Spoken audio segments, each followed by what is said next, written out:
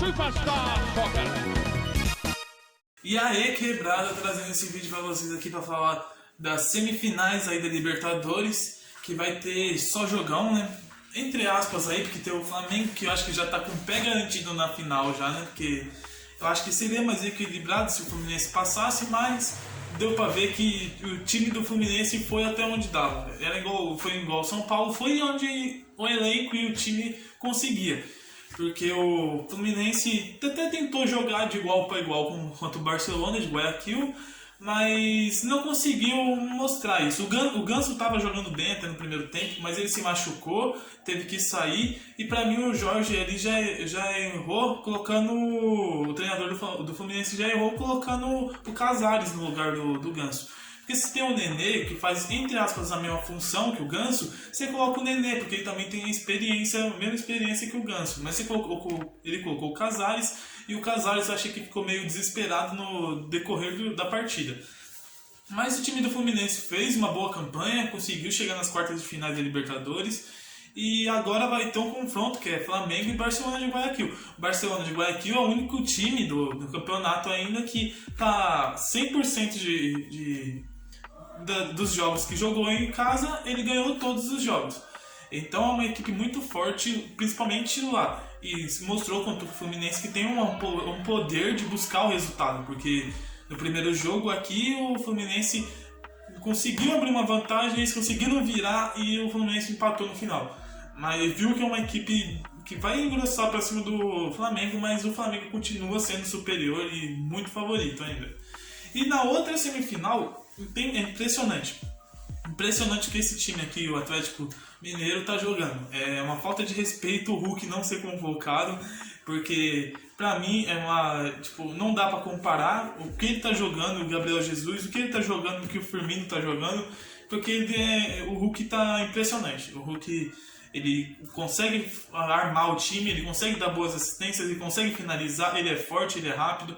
Ele é um jogador que acho que falta na seleção, que é um jogador que ele é, entre aspas, o que o Richarlison tenta fazer, que é um jogador rápido e forte nas pontas, que consegue fazer um papel de centroavante.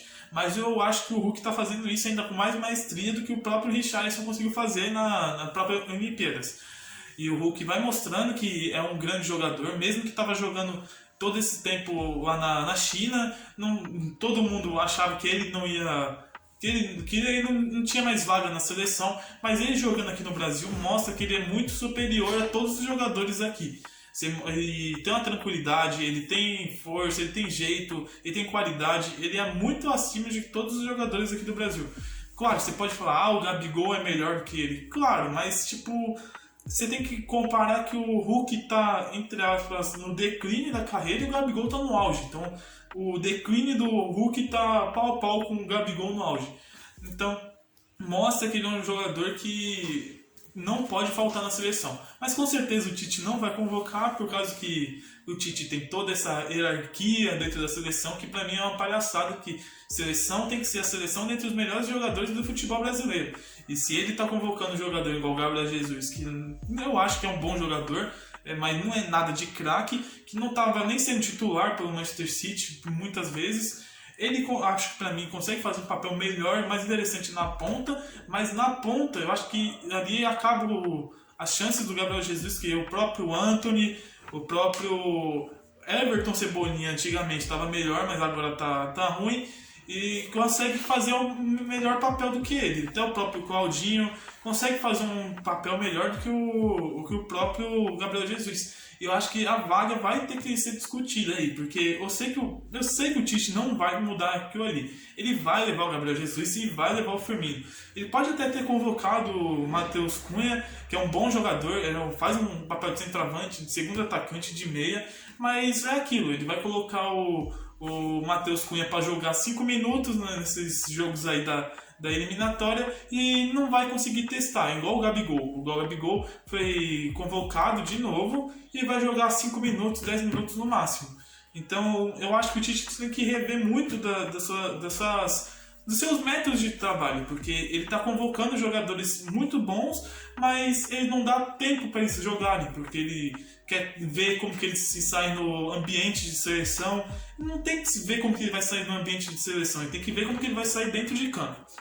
Então, eu acho que o Hulk tem que ser convocado. E foi sensacional o que o Atlético Mineiro fez contra o River, que foi uma partida, acho que perfeita de todos os jogadores do Atlético. Não foi uma má partida do River. O River jogou para cima, estava buscando resultado, jogou para cima, conseguiu trazer perigo, mas o Everson, o goleiro do Atlético Mineiro, estava numa noite inspirada, conseguiu fechar todo o gol, não deixou uma falha, fez defesas espetaculares, e no ataque o Zaratio e o Hulk decidiram. O Vargas também jogou muito, mas não fez o gol. Mas o Zaratio fez um golaço de bike com uma assistência magnífica do Hulk, que um cruzamento daquele ali, acho que poucos laterais dão e poucos meios armadores do Brasil dão. E um gol também do Hulk, que ele saiu no mano a mano e deu uma cavadinha. E depois o Zaratio fez um gol com o Savarino cruzando e o Zaratio marcando de cabeça. O Flamengo, eu acho que nem precisa falar do jogo, porque foi a mesma coisa que aconteceu na rodada passada. Foi uma goleada de 5-1 no Olímpia. O Flamengo teve, entre aspas, a sorte de cair no chaveamento mais fácil da Libertadores.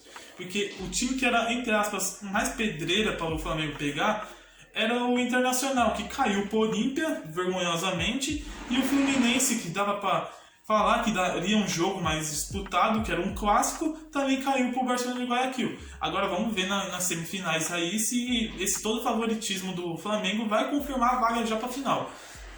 E o Palmeiras, todo mundo sabe, passou o carro em cima do São Paulo, não teve o que falar, tem um time melhor, um elenco melhor, tem um treinador que está mais experiente naquela competição do que o próprio Crespo, então conseguiu formar uma equipe muito perigosa, porque eu acho que dessas 3 equipes brasileiras que estão nas semifinais, o Palmeiras, entre aspas, que não é a melhor, mas está em terceiro dentre essas 3.